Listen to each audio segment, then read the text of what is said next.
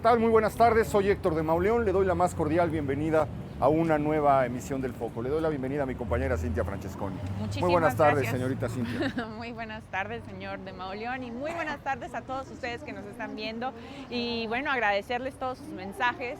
A muchísimos les gustó el programa de las fuentes que hicimos hace 8 días y bueno, muchos estuvieron, sí, les indignó, sobre todo porque encontraron, bueno, muchísimas de las fuentes de nuestra ciudad realmente destruidas y maltratadas. Sobre todo la fuente más antigua, parece que despertó mucha indignación, recibimos muchos correos, muchas quejas de cómo es posible que la fuente pública más antigua de esta ciudad se encuentre en esas condiciones. Pero gente ya de la autoridad del centro histórico, del fideicomiso del centro histórico, se comunicó con nosotros para tratar de atender el estado de deterioro de esa fuente. Pero bueno, pues estamos ya en otra semana, en un nuevo recorrido, en otra nueva emisión. Estamos caminando por la calle de Bucareli. Aquí a nuestras espaldas se encuentra el célebre Café La Habana, el Paseo de Bucareli, fundado por el virrey de Bucareli precisamente a finales del siglo XVIII, conocido como el Paseo Nuevo, y que fue uno de los paseos más bellos que hubo en la ciudad y con más mala suerte, porque muy lentamente fue abandonado. Deteriorándose. Fíjate que dicen que tenía todo para ser mejor que el Paseo de la Reforma, porque cuando la gente salía a pasear en la tarde, sí, el sol le pegaba de frente en Reforma, porque de ese lado se esconde el sol y entonces a la gente no le gustaba, preferían este paseo. Pero comenzó a ser abandonado, las fuentes comenzaron a quedar se cerró el paseo por inseguridad, por suciedad, etcétera. Se comenzaron a construir casas, llegó a ser un gran paseo de la ciudad en la época de todos los grandes periódicos que se asentaron en este espacio, pero pues el terremoto, aquí estamos viendo, mira nada más cómo estamos pasando por... Sí, destruyó. El terremoto de 1985 pues partió este tramo de la ciudad, esta zona de la ciudad, y la destruyó. Hoy estamos caminando por la calle Artículo 123. El artículo 123 es el artículo de la Constitución que consagra los derechos de los trabajadores por primera vez. La jornada de 8 horas, del derecho a un día de descanso, el derecho a un salario justo que alcance para satisfacer las necesidades de los jefes de la familia, del trabajador y su familia. Creo que eso es un pendiente después de un siglo de la promulgación de la Constitución, pero bueno, estamos en esa calle y rinde homenaje a ese artículo. Sí, si no estoy mal, esta calle se llamó anteriormente Providencia. José María Marroquí, como siempre lo traemos a colación, realmente no sabe de dónde viene este nombre, el de Providencia, lo relaciona con el hospital de pobres, de indígenas, pero realmente no sabemos con ciencia cierta por qué se llamó alguna vez Providencia. Así es, y nos hemos detenido en el número 134.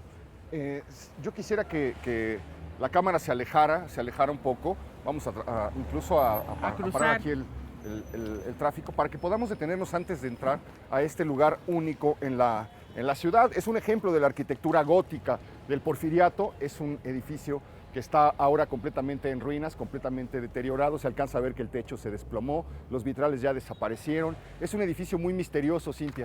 Exactamente, bueno, se llama el Christ, o se llamó durante muchísimo tiempo el Christ Church. Fue la primera iglesia de algún culto diferente a la católica que se ubicó aquí en la Ciudad de México. Fue todo un orgullo para los británicos y para los americanos poder construir este hermoso templo, que además fue en conmemoración del jubileo de la reina Victoria, que ya estaba cumpliendo 60 años de reinado. De hecho, ella ayudó, hizo un préstamo para que los ingleses y los americanos pudieran construir este templo, y además, bueno, pues uno de los grandes vino a su inauguración, Porfirio Díaz. Así es, tanto que hemos batallado, Cintia, porque se ponga una política de poner pequeñas placas en los edificios. Aquí hay una, que expliquen, bueno, no es una placa, pero sí colgaron algo que cuenta un poco la historia de este lugar. Fue inaugurado en 1895, cuenta con arquitectura neogótica que data de mediados del siglo XVIII, es decir, el modelo que se adoptó es un modelo del siglo XVIII, y Kempi es el artista que hizo los vitrales que ya han desaparecido, fueron llevados a otro sitio. Vamos a entrar a conocer este lugar porque es un lugar de verdad extraordinario. Le invito a que nos acompañe.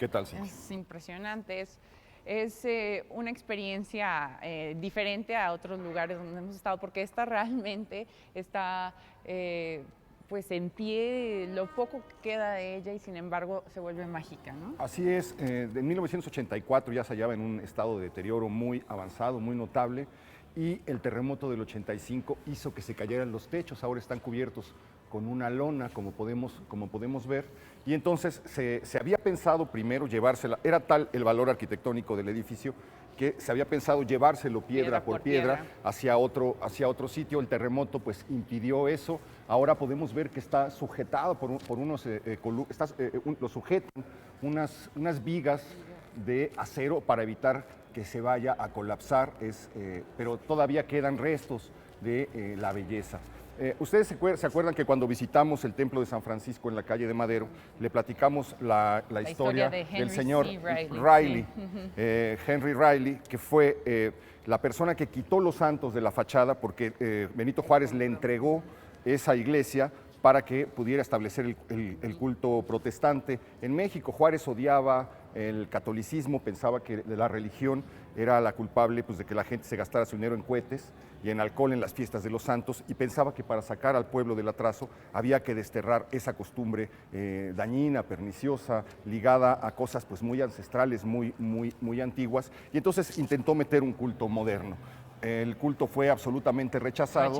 De hecho, el señor Riley pues, quedó muy mal parado frente a la sociedad mexicana cuando desapareció las figuras, las esculturas de la fachada de San Francisco. Y que hoy todavía no están ahí, o sea, si uno pasa por ahí, no sabemos dónde están, están los nichos vacíos. Entonces eso es una historia muy curiosa, por si alguna vez se habían preguntado por qué estaba como tan desnuda la fachada del templo de San Francisco. La fachada está completamente rasurada, pero lo inquietante es que no sabemos cuál fue el origen, si los enterró, si los destruyó, si se los robaron, todos los santos y las vírgenes que poblaban. Existen fotos y se ve que era maravillosa, pero ya no queda nada de eso. Bueno, pues yo quisiera como que usted describir cómo era este templo, que era maravilloso, porque además tenía unos vitales traídos desde Inglaterra, hechos por este artista eclesiástico Charles M. Kempt, y además tenía un tríptico bellísimo en la parte de enfrente. El centro del tríptico era la Virgen María sentada en un trono cargando al niño Jesús. Esto obviamente pues fue llevado cuando empezaron los deterioros del templo, se lo llevaron al nuevo templo anglicano que construyeron en las lomas de Chapultepec. Sin embargo, yo me imagino por el decorado, miren este podio, o el decorado de las columnas hechas en oro, bañadas en oro, que realmente este templo era sencillo, gótico, pero precioso, realmente muy bien decorado y muy bien iluminado por los vitrales. Bueno, este es un monumento histórico, fue declarado monumento histórico en los años 80. Esto impidió ya que fuera trasladado a otros lados, pero lo que vemos es que no se ha recibido apoyo. Existe el proyecto de hacer aquí un museo que rinda culto, rinda memoria a la comunidad sajona, anglosajona, que vivió en México. Los ingleses llegaron a principios del siglo XIX, poco después de la independencia, hicieron grandes empresas en este lugar, fueron atraídos durante el porfiriato, trajeron el fútbol, el deporte nacional por excelencia, se lo debemos a ellos, lo instalaron en Pachuca, y se piensa hacer aquí un museo que pueda recuperar todas las aportaciones y las interacciones que ha tenido esa comunidad con el pueblo mexicano. Pues del altar quedan solamente unas cuantas piedras, por acá queda una puerta de madera. Me gustaría que saliéramos para que pudiéramos ver el lado lateral del edificio. Ahí la arquitectura se conserva un poco mejor, la arquitectura exterior se conserva en mejores condiciones, pero sí habla un poco del abandono en el que tenemos muchas veces la memoria en este país. Las piezas, las joyas de la ciudad, no es la primera vez que las encontramos en estas condiciones, Cintia. Sí, bueno, aquí siguen haciéndose eventos culturales, presentaciones y diferentes, digamos, me imagino que presentaciones de libros también. Sin embargo, pues no se le ha dado la atención que merece, porque al fin y al cabo podría reconstruirse y quedar realmente hermoso. Pues sí, mira, aquí podemos ver una parte de los ventanales, de los vitrales originales, ya muy deteriorados, con cosas amontonadas allá atrás. Y aquí se ve Y aquí hay una monedita, quién sabe qué será. este pasillo, pues ya desocupado, con cosas arrumbadas, aquí con puertas arrumbadas, y donde se puede ver aquí en este lado perfectamente cómo debió haber sido en el momento en el que Porfirio Díaz visitó este lugar para inaugurarlo. ¿Qué te parece, Cintia? Pues totalmente estilo gótico. Me hubiera gustado verla con los vitrales y realmente por dentro toda con las sillas, la sillería. Esto es lo que se ha colocado para evitar que se vaya a venir abajo el muro, es decir, son unos soportes de unas cuerdas de metal que están impidiendo que el movimiento vaya a hacer que esto termine por perderse definitivamente. ¿Serán originales las lámparas acá? Probablemente sí, claro, puede ser. No se ven muy valiosas, pero sí se ven muy antiguas. Y aquí. Bueno, esta vista sí ya nos dice todo. Los muros agrietados, las paredes completamente desnudas, en unas partes se ven ladrillos, etcétera. Es un lugar que vale la pena visitar. Hemos pasado muchas veces por aquí, siempre lo hemos visto cerrado, y era un lugar que llamaba, que atraía la atención. Bueno, pues por fin podemos presentárselo. Con esto vamos a dar por concluida esta visita, pero vamos a continuar recorriendo la calle de Artículo 123, a ver qué nos encontramos, y vamos a caminar también por otra calle, una calle muy antigua, que es la calle de Victoria.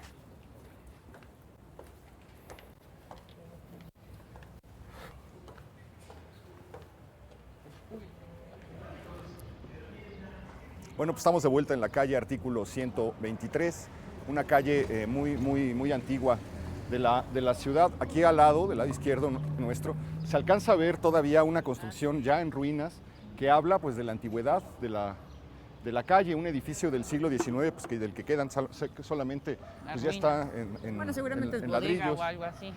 Sí se halla en la parte superior de una vinatería muy célebre. Es una calle muy deteriorada, es una calle llena de cosas, de expendios, de periódicos y de revistas. Es la calle tradicional de los papeleros. Hay que recordar que estamos a un costado del periódico El Universal, a un costado del periódico Excelsior. Estos periódicos que iniciaron en 1916-1917 el periodismo moderno en México. El Universal, la primera exclusiva de ese periódico es nada más y nada menos que la Constitución. Dio a conocer los artículos íntegros de la Constitución en un suplemento especial que se encartó. La venta de esa edición fue calificada de escandalosa.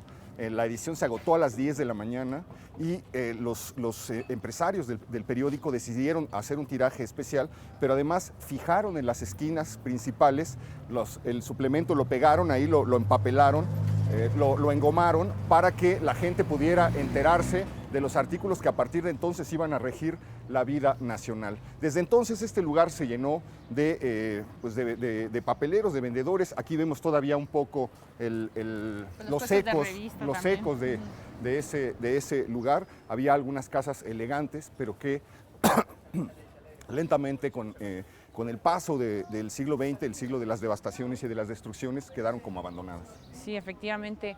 Mira, como esta, a mano izquierda, se ve que es como de comienzos del siglo XX, ¿no? Diría yo.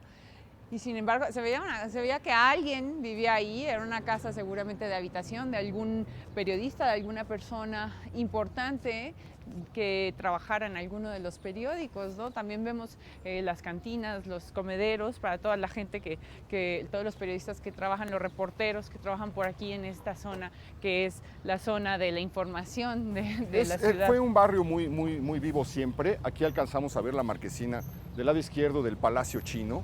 Este cine tradicional de la ciudad, que ya fue remodelado, pero que antes era famoso por las imágenes, por las esculturas que tenía en su interior.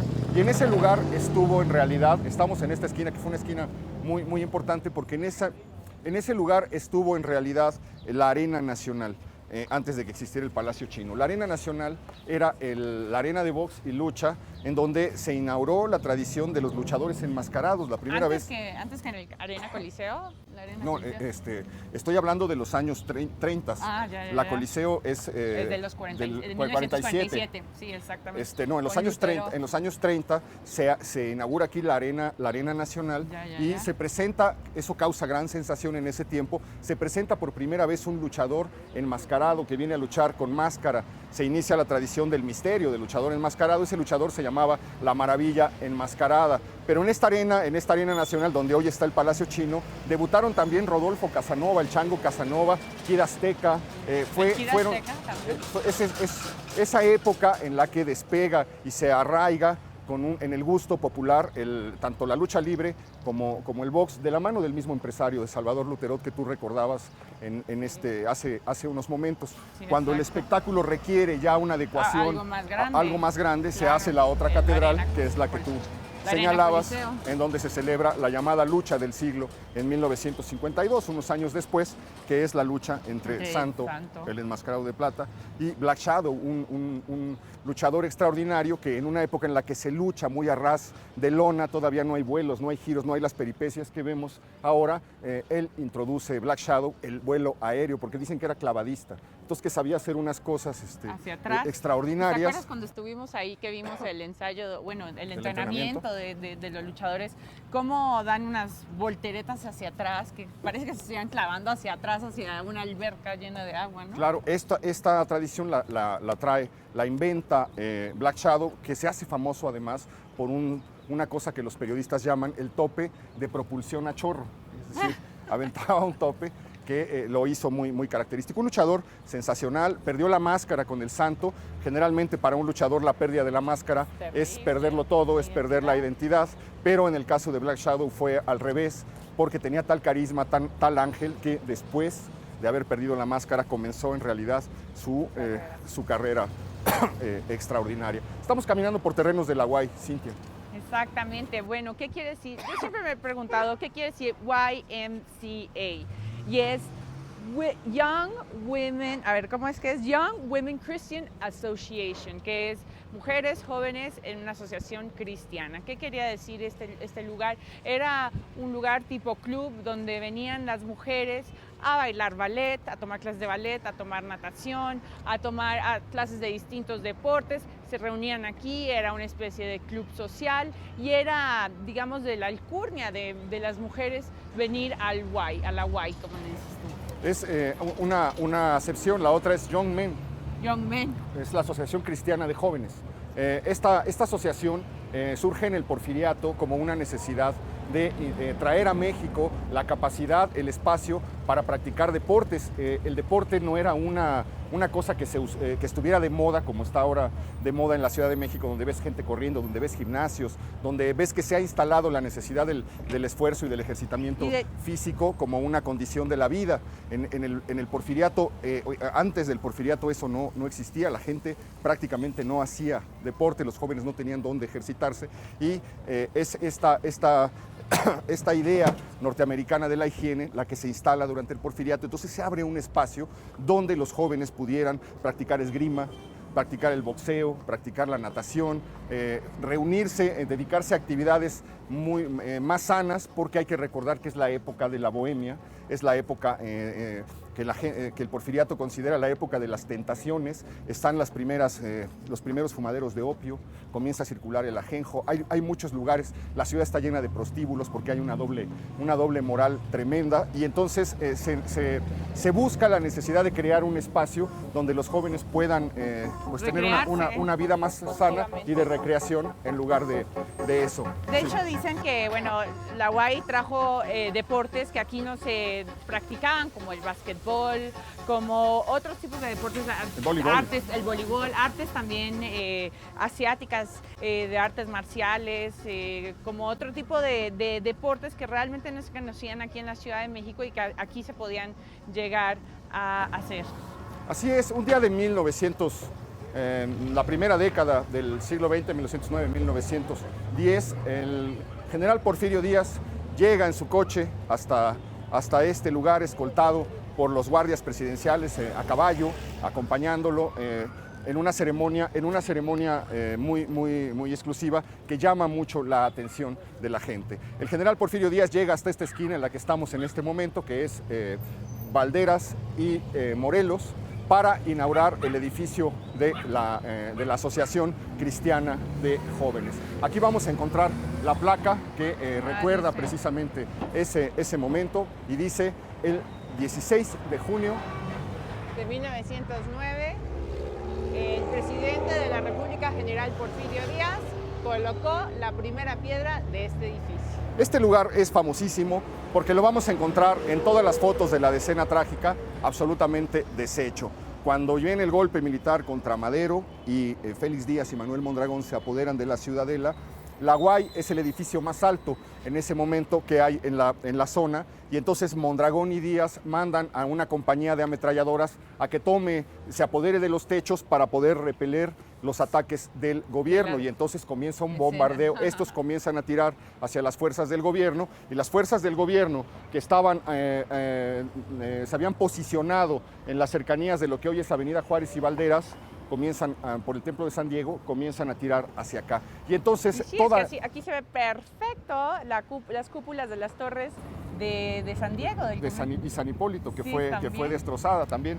Y la placa que hace referencia al destino posterior del edificio, que es precisamente esta que nos indica que aquí existió el periódico Novedades, uno de los diarios legendarios de México a partir de los años 40, un periódico que vivió bastantes décadas, desapareció con el nuevo milenio, desapareció entrado el año, hacia los años 2000, y fue un periódico que ocupó un gran espacio en la vida nacional. ¿Tú ibas a comentar algo? Sí, no, bueno, también aquí a espaldas está otro de los periódicos que se llama el Periódico del Valle, y así sucesivamente en todas estas calles podemos encontrar que realmente estamos en el foco, en el punto donde se encuentra toda la información, donde sale toda la información que se va a todo el país. Así es, el viejo barrio de los periodistas. Me dijo que estuvieron ahí con Luis Moya. Sí, cuando yo trabajo, dije, papá, estoy por donde trabajas. Y dije, yo, como estoy trabajando en la oficina, pues no supe, no ya salí a saludarlos. Ay, bueno, pues le mandas un beso a tu hijo. Mándeselo aquí por la cámara. Don Juan se llama usted, ¿no? Juan. Un beso para el hijo del señor Juan, ¿cómo se llama? Alonso. Alonso, un beso muy grande para Alonso. Gracias, don Juan. Gracias. Señor Juan, muchas gracias. Otro beso. Ahí lo esperamos el domingo. Gracias. Gracias. Adiós.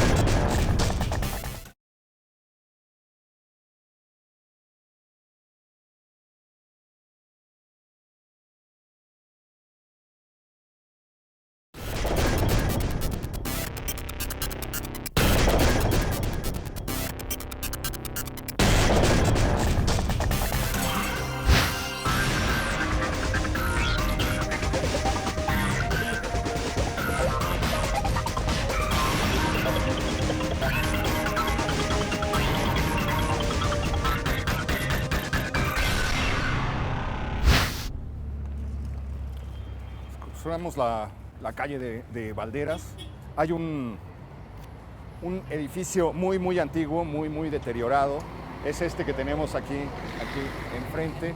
Es un edificio que ha estado abandonado al menos desde la década de los 70. Se encuentra en esas condiciones. Y abajo se encuentra un bar emblemático del centro de la ciudad, un bar muy conocido, el Bar Negresco, un bar de periodistas. La licencia que vemos aquí, no sé si tenga alguna fecha. Dice, no. 85 personas, licencia de funcionamiento, no se alcanza a ver fecha, no se alcanza a ver ninguna fecha.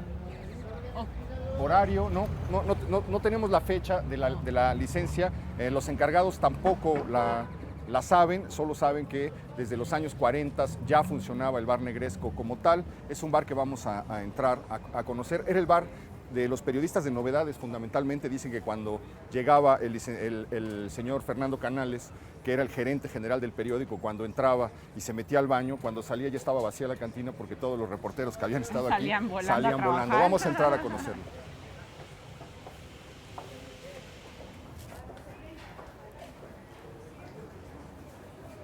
Bueno, pues es el interior del bar Negresco.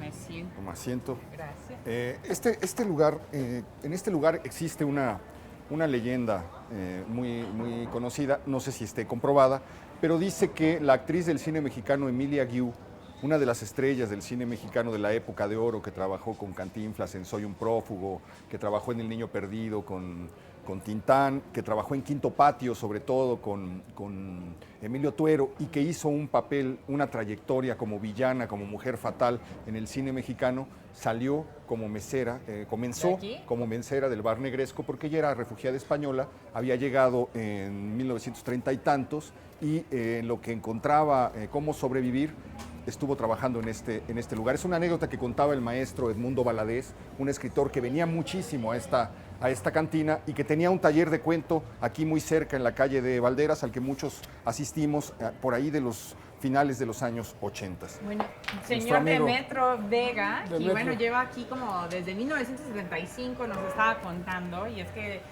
bueno, el señor Demetrio me estaba comentando que él llegó a conocer al trío Negresco y que ellos venían aquí todos los días hasta las 2 de la mañana, pero mejor cuéntemelo usted, señor. No, sí, era un trío que tocaba muy bien y aquí era famoso. Era famoso. ¿Ellos bautizaron el lugar o el lugar bautizó al trío?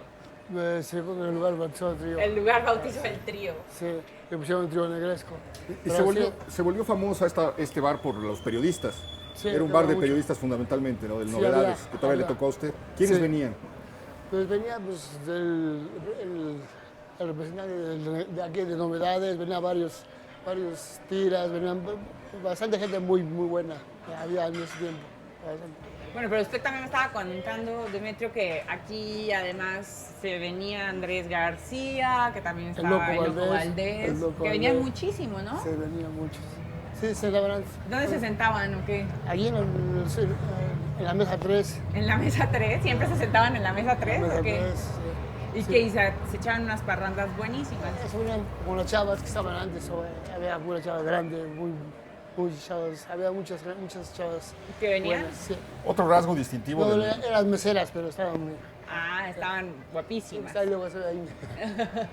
Como en la foto aquella. Sí, pues Otro rasgo distintivo del Negresco es los tacos de cabeza que están aquí, que forman parte de la cantina, que se venden a la calle. La gente los pide muchísimo, incluso los clientes de aquí, ¿no? Sí. Aquí salen y ahí, o sea, hasta aquí llegan a tomar y piden sus tacos. Gustosos para acompañar la bebida, porque además, bueno, siempre, yo creo que se ha vuelto una tradición preguntar la bebida del lugar. Y pues aquí la bebida del lugar se llama el hombre verde, ¿o cómo? Aquí les sale el hombre verde. El hombre verde. ¿Qué contiene el hombre verde? El hombre verde lleva, o sea, aquí la gente ya no pide la piedra, porque antes era famosa la piedra. Ahora aquí ya casi viene el hombre verde, que es, lleva Alto Fernet, Campari, menta verde, anís seco, anís dulce y vodka. Un cañonazo para la cruda. Según, es un trago muy suavecito, que entra muy suavecito, no es fuerte. No es abrasivo, sí, me imagino, al estómago. Sí, ya después de eso, ya que ya están, ya se están recuperando, ya les damos un amargo. Eso lo inventó usted, ¿verdad, Demetrio? Hemos hecho un catálogo ya de bebidas para la cruda en nuestros recorridos por las cantinas del centro, pero el hombre verde pues se antoja. Sí, porque el hombre verde es totalmente distinto a los que hemos visto hasta ahora, ¿eh? Sí. Tiene menta además, menta. O sea, son como... O sea, que lleva todo lo que es es muy sabroso, porque no es dulce ni nada, es suavecito. Ya habrá que venir algún día. Seguramente estaremos en condiciones de venir. Don Demetrio, muchas gracias. Vamos a seguir caminando por la calle de Victoria. Le ruego que nos acompañe. Gracias. Hasta luego. Hasta luego.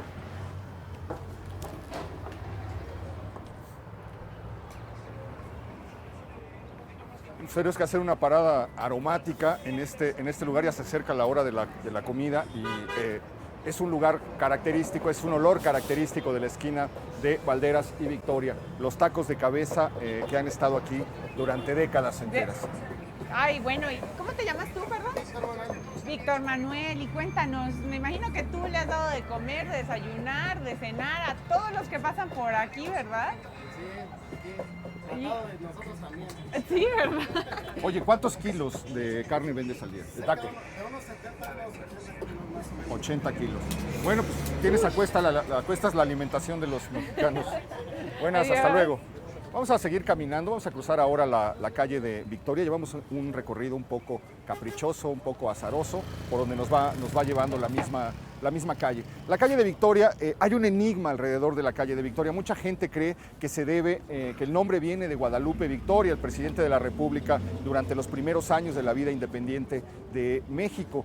Pero el cronista José María Marroquí nos dice que en realidad el nombre se debe a otra cosa. Estamos caminando por una zona de acequias, de chinampas, de puentes, una zona muy movediza, muy fangosa, por eso le fue tan mal durante el terremoto de 1985 a este barrio del centro de la Ciudad de México. Y se trató de abrir una calle en medio de esas chinampas y en medio de esas acequias. Y los vecinos que ya vivían ahí se opusieron. Entonces se hizo un juicio larguísimo, se entabló un juicio muy largo y finalmente ganaron los que querían abrir la calle, y para celebrar que habían ganado el juicio le pusieron precisamente Calle de la Victoria. Esto nos lo cuenta el cronista José María Marroquí.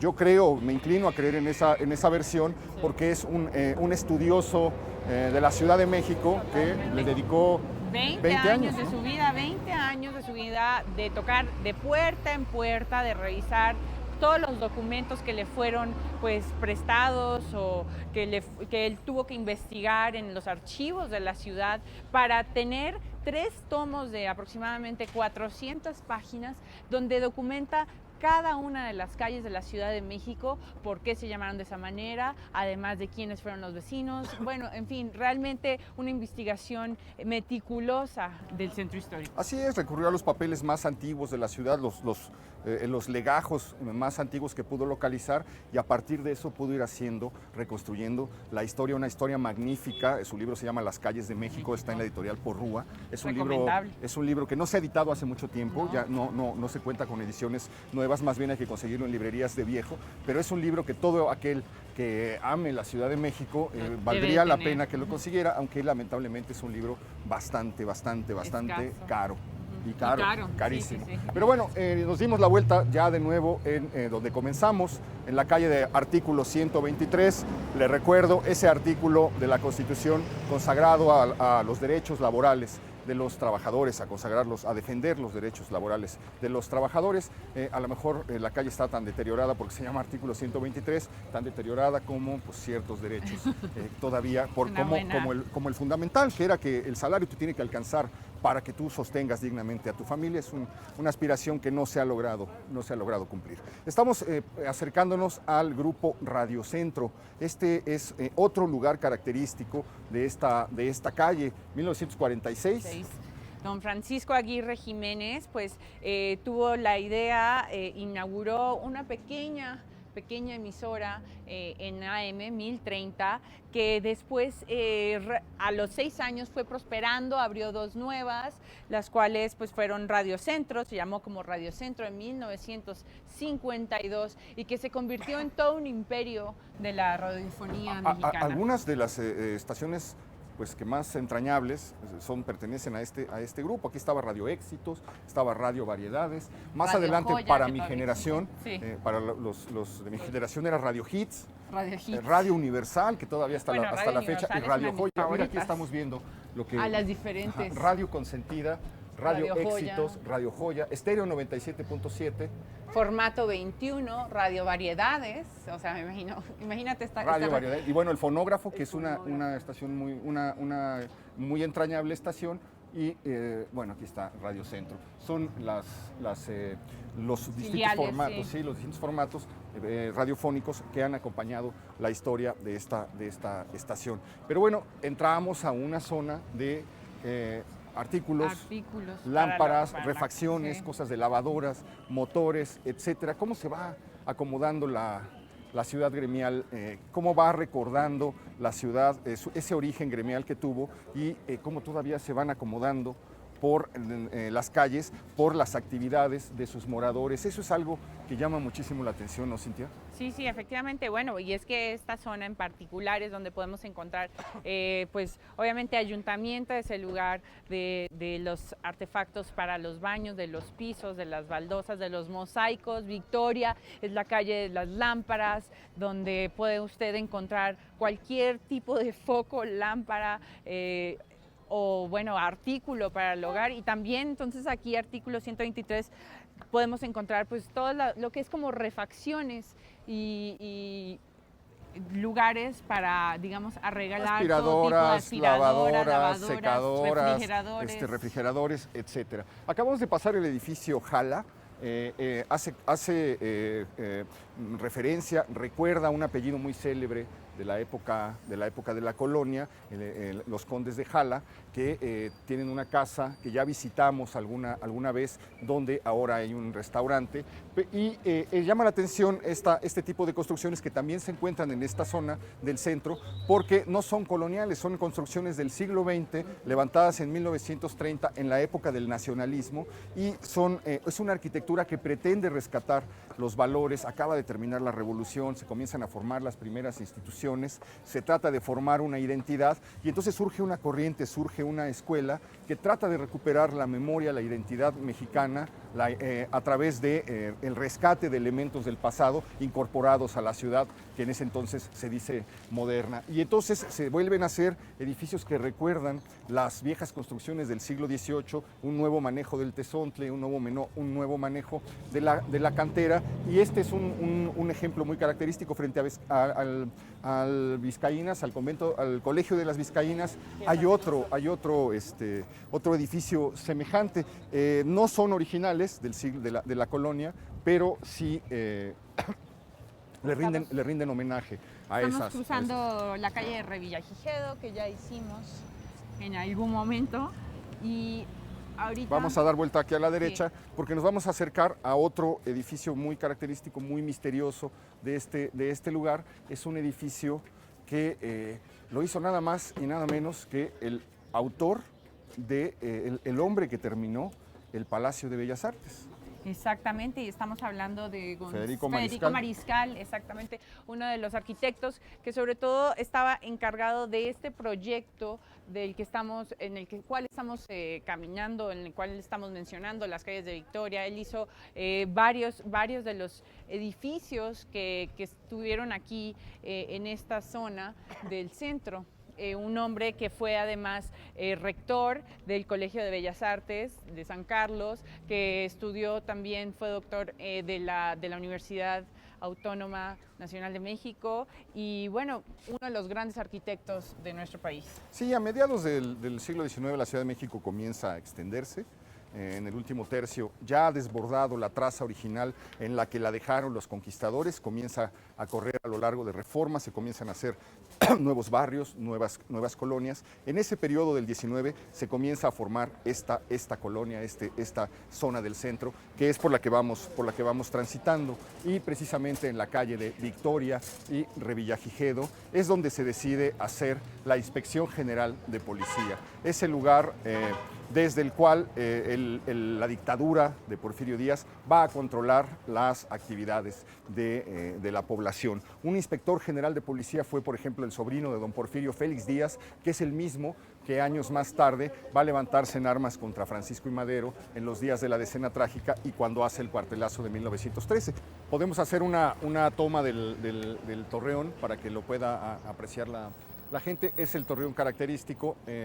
Esta construcción quedó muy dañada, severamente dañada durante los combates de la Decena Trágica, porque era un edificio de gran altura, y entonces era vital que las dos partes, tanto los felicistas como los maderistas, lo conquistaran. Hay fotos también, así como la del reloj chino de Bucareli y las de La Guay, donde se ve, es una de las fotos más características de la Decena Trágica. Aquí estamos viendo el nombre del arquitecto, Federico Mariscal, dice 1908, 1903, no alcanzo a ver bien. 1908.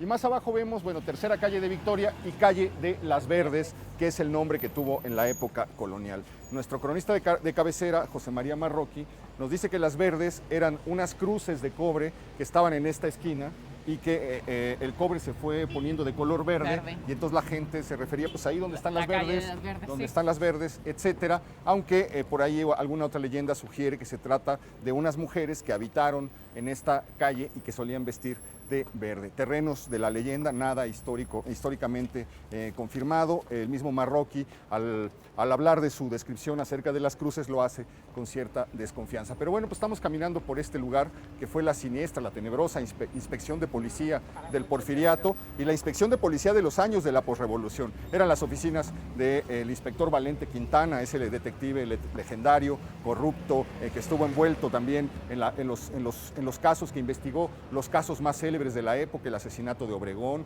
el asesinato de Chintasnar, etcétera. Ahora se encuentra en este lugar el Museo del Policía, Cintia. Exactamente, bueno, y también tiene algunas exposiciones itinerantes, como la muy famosa, la de los asesinos seriales y la de los vampiros, pero también pues tiene piezas muy importantes de todo lo que es la historia de la policía y de lo que tiene elementos, por ejemplo, una Harley Davidson muy antigua que, de 1916, que se ve aquí. De hecho, no sé si las cámaras pueden tomar no vamos a entrar al edificio, pero ahí está en el centro de esta pequeña galería de fotografías, de una fotografía, un mural bastante grande donde vemos a un poli parando el tránsito de lado a lado. Pero pues es un edificio que ha tenido pues muchísimos, que ha pasado por muchísimas funciones, ha sido, bueno, cuartel, fue Cruz Verde, y pues yo me imagino que trayendo a colación lo de la calle de Las Verdes, en 1940, cuando fue Cruz Verde, aquí trajeron a León Trotsky. El atentado, ¿no? El pioletazo que le puso Ramón Mercader ahí en su casa de Coyoacán. Hay que recordar que él sobrevive unos instantes, unas horas al atentado. En ese tiempo se encontraba aquí, como dice Cintia, las instalaciones de la Cruz Verde, y es en este lugar en donde él muere. Casi todos los casos de la Nota Roja, si uno revisa la prensa de los primeros años del siglo XX hasta los años 30, todos los casos pasaron por este lugar. Todos los detenidos fueron traídos a este lugar. En 1929, la primera Miss México de la historia, María Teresa Landa, mató a su marido, le descargó la carga completa de una Smith & Wesson en una escena de celos. Descubrió que este señor, que era un general, estaba casado, tenía otra mujer y otros hijos, y en la discusión que se armó, tomó una pistola y lo mató. Y entonces fue un caso muy célebre. Hay que recordar que no existían las telenovelas todavía, y la Nota Roja sustituía un poco esas historias, esos cuentos que la tribu se iba contando. A ella la traen aquí le hacen las primeras entrevistas, y aquí empieza a desatarse un drama de un juicio que duró muchísimo tiempo, y que el día que se hizo iba a dictar la sentencia, incluso pusieron altavoces en algunas esquinas para que la gente pudiera seguir los debates y pudiera saber. 1929, María Teresa Landa, la primera Miss México. Hay muchísimas historias. Ahorita vamos a atravesar la calle de Luis Moya, pero hay muchísimas historias sobre esta zona, relacionadas también con el terremoto, Cintia. Yo encontré hace poco el relato de una persona, de una muchacha que estudiaba por aquí y que cuenta de verdad algo espeluznante. Cuenta cómo se empiezan a caer los edificios, cómo la gente comienza a correr hacia el lado de Avenida Chapultepec, pero alguien dice, se está saliendo el gas de ese lado y va a haber una explosión, y entonces la gente comienza a correr en sentido inverso, y encuentran a la gente que viene corriendo de la caída del hotel de Regis. Y entonces esta muchacha cuenta que fueron momentos de verdad horribles, de conmoción, de confusión, de no saber qué es lo que estaba pasando. Fue un barrio, una zona muy castigada, toda la Avenida Juárez, toda esta zona por el terremoto. No se ha logrado recuperar totalmente el Paseo de Bucareli, pues ya lo hemos caminado, iniciamos nuestro recorrido ahí, y no se ha logrado levantar. Me da mucho gusto encontrarlos. Gracias. Igualmente, Síganos viendo, Claro, claro que sí. Licenciado. No, ahorita estamos trabajando. No, pues vamos. Estamos trabajando. Yo dormí una hora y mire, venga. Sí, ya estamos, llevamos aquí media hora hipnotizados con los olores, los sabores, bueno, todos no salimos Tarde de o aquí. temprano, tarde o temprano. Le agradezco. Hasta luego, licenciado. Gracias, hasta luego. Muy bien, qué gusto. Hasta luego.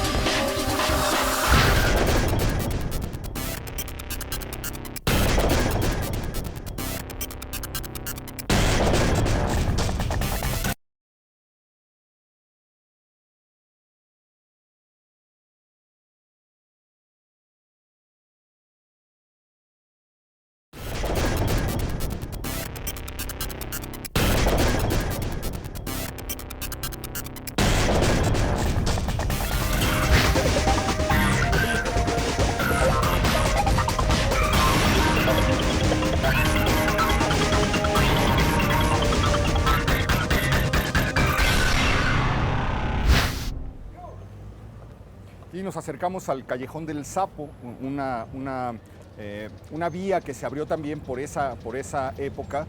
Nos cuenta Marroquí que era un callejón que comunicaba dos calles, pero que alguien, como era una zona muy abandonada, una zona muy pobre, alguien se adueñó de un predio y cerró el acceso del callejón, por lo que ya no sería técnicamente un callejón, sino una privada. El Callejón del Sapo. Sí, porque además de El Sapo, también pues era un lugar que en su tiempo era, como hemos repetido, muy fangoso, habían chinampas tremendas y por alguna razón aquí en este preciso lugar se reunían, bueno, había muchísimos sapos, renacuajos, ahí se daba la zona de los sapos, entonces la gente le empezó a llamar sapos. Así es, sí, es una zona como muy, como ya lo decíamos, de acequias, una zona lodosa, sapos y renacuajos. Y bueno, pues la mitología popular fue nombrando la calle del Sapo y de ahí pues el Callejón del Sapo. Qué interesante es esto de la ciudad, que a partir de un hecho o de un detalle tan nimio, mira, aquí hay un segundo Callejón del Sapo, porque es que yo creo que esta era toda calle esta era una zona, forma ¿no? de herradura. Sí, claro. Entrabas por aquí, salías por allá, todo De hecho, esto. hoy hay un estacionamiento que entras por aquí y sales por allá, por la otra calle, la segunda calle. Todo esto pues lo dejó destrozado el terremoto, pero decía, es interesante el hecho de cómo la ciudad se aferra a un detalle mínimo, a un detalle nimio, y a partir de ese momento desarrolla su memoria y nombra calles de manera que esto se queda durante siglos en la memoria de la gente, aunque luego se pierde el origen de su significado. Estamos ya en la calle de las Lámparas, nos estamos acercando hacia López y más adelante hacia San Juan de Letrán, en donde se encuentra la siguiente estación de nuestro recorrido, que es el lugar donde estuvo el Hospital Real de Naturales. Es el primer hospital para indígenas que hubo en la ciudad, Cintia. Exactamente, bueno, dicen que para crear este hospital, Pedro de Gante fue uno de los principales, digamos, promotores, también Vasco de Quiroga, para que hubiera un lugar donde pudieran atender a los indígenas, porque además estaban sufriendo de muchísimos males, que habían enfermedades como la viruela, la tuberculosis, muchísimas enfermedades que trajeron los españoles a la Ciudad de México. Este hospital pues fue un terreno que donaron a los indígenas, que también en sus principios funcionó como alojamiento para muchos de los indígenas que venían a la ciudad, podían tocar las puertas y quedarse ahí. El problema fue que después, con el tiempo,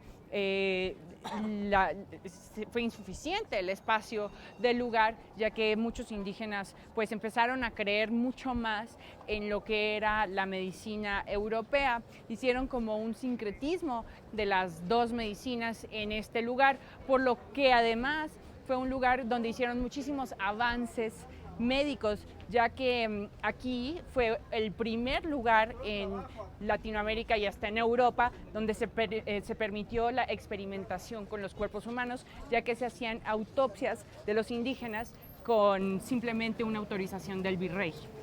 Así es muy interesante ese relato, y vale la pena imaginar cómo habrá sido aquel momento en el que unos médicos que no hablaban los idiomas autóctonos tenían que tratar a pacientes que no les podían expresar bien las dolencias que que tenían. De hecho, el rector, se impuso un reglamento para que el rector de ese hospital tuviera por fuerza que conocer esas lenguas para poder atender a los indígenas enfermos. Es una iniciativa existe la leyenda negra de los españoles que arrasaron con la población y la asesinaron, pero hay otra vertiente también de la colonia que giró alrededor del mestizaje, no del exterminio, sino del mestizaje y de la protección de los indios. Fue un debate también que dieron sobre todo los religiosos, y en ese contexto, en el contexto de decir no son animales, son seres humanos iguales a nosotros, decían los españoles, se abre este hospital para atenderlos. Otro detalle curioso es que ese hospital, fíjate Cintia, que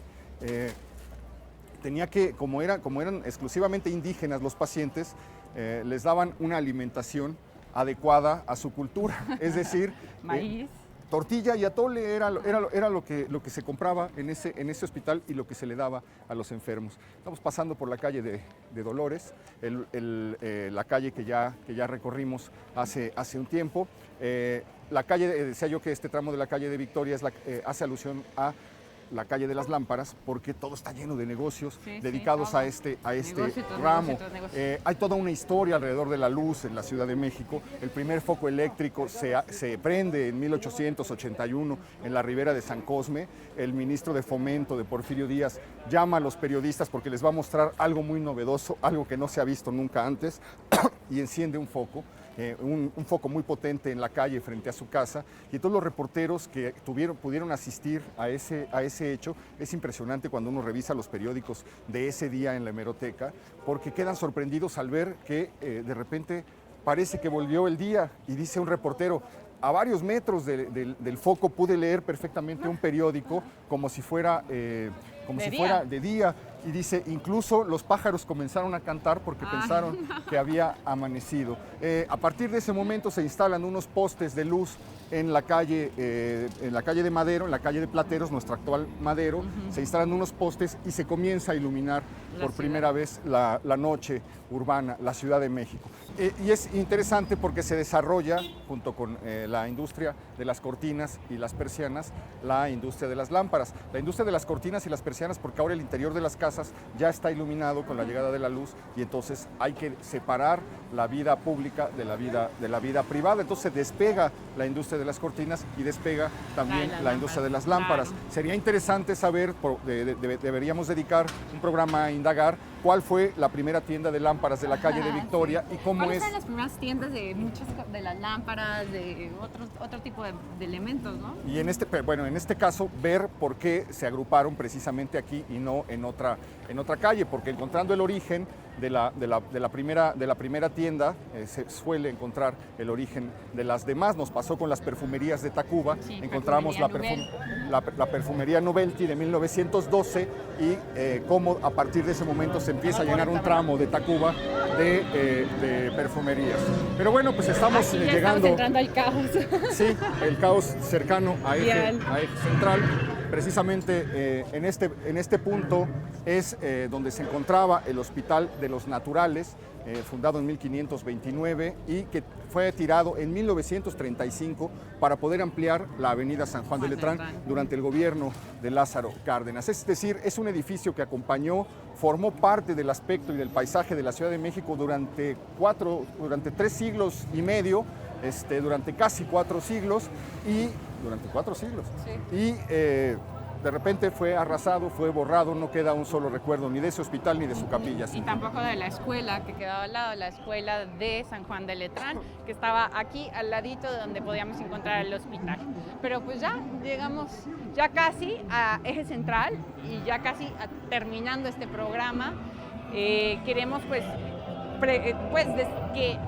invitarlos a que nos escriban a elfoco@proyecto40.com.mx y que también pues entren a la página web www.proyecto40.com para ver programas pasados, algo que se les fue, y también pues escribirnos a Twitter @sinfrancesconi. Nos han preguntado mucho dónde se puede ver el programa del recorrido por la catedral. Es en esta dirección que acaba de darles www.proyecto40.com.tv. Nos pueden escribir al Twitter que les acaba de dar también Cintia o a @HDMauleón. son muy bien recibidos sus comentarios, se los agradecemos muchísimo, en verdad, son generosos, son emocionantes, nos impulsan a seguir recorriendo la ciudad, a seguirla conociendo como una forma de quererla, de amarla y de pertenecer a ella. Le agradezco muchísimo que nos haya acompañado. Adiós. Gracias, Cintia. Gracias, Nos vemos la director. próxima semana aquí en El Foco.